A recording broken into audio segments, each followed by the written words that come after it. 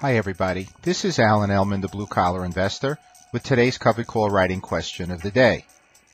And today we have a great question from Eli, who wants to talk about time value and the mid-contract unwind exit strategy. Hi Alan. Time value goes to zero near expiration Friday. How could there be very little or no time value in the mid-contract unwind exit strategy you discuss in your books during the first 2 weeks of the contract? Okay, Eli, you have a good point here. The time value does normally start out significant at the beginning of the month and then erodes down approaching zero around expiration Friday. But this applies to near the money strikes. So let's take a look at a chart showing theta, or the time decay of a 1 month option for near the money strikes. As you could see in the screenshot, that the time decay is not linear but rather logarithmic, which means that it starts off decaying very slowly in the first week, a little more in the second week, and then towards the end of the contract it literally falls off a cliff and approaches zero. So in that regard, you're right about the time value approaching zero as you approach expiration Friday. However, this is not the case regarding deep in the money and deep out of the money strikes. They have very little time value to begin with. To illustrate this, let's take a look at an options chain for Facebook, which at the time that I was producing this video was on our premium member stock list.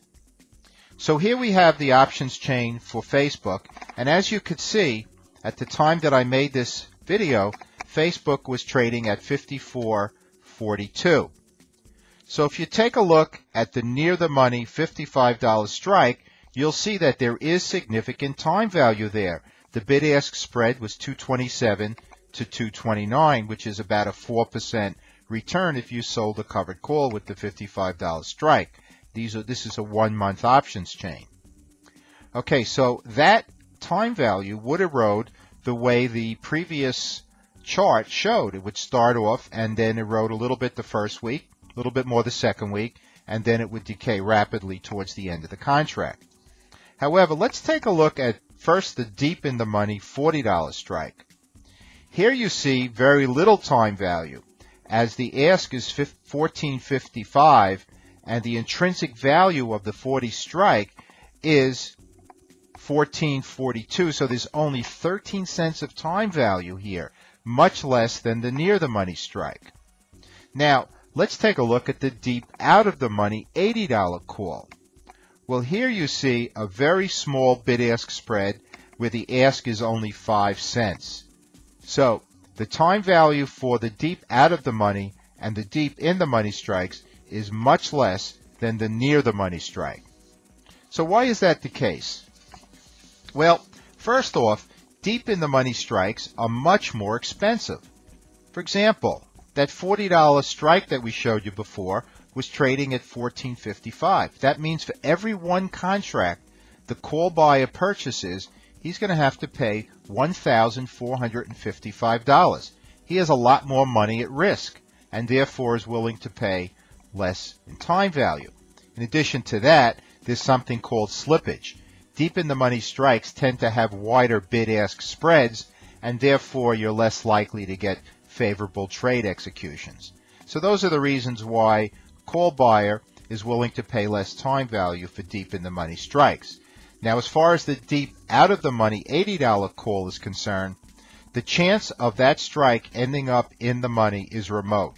So there's much less chance of a successful outcome, and therefore the call buyer is willing to spend less time value on that particular option.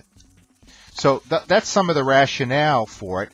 Let's see how we could put this information to use with the mid-contract unwind exit strategy, Eli, that you alluded to in your question. What we do is, as the price of the stock is accelerating above the strike price, that will bring the strike price deeper and deeper in the money, which means that the time value component of the option premium will be approaching zero. When that happens, what we could do is we could buy back the option and basically it will cost us little or nothing to do that, close our long position as well, and use that cash to establish a second income stream in the same month with the same cash. So once we've maxed out our trade, as the price of a stock accelerates dramatically, we could pull that cash out, put it to use, and establish a second income stream. One of my favorite exit strategies. So Eli, I want to thank you very much for that question. I'm sure it's a question that many of our viewers have asked before, and I hope you found it useful. And the same to all of our viewers watching this video. I hope you too benefited from it. As always, this is Ellman, the Blue Collar Investor. Take care, everybody.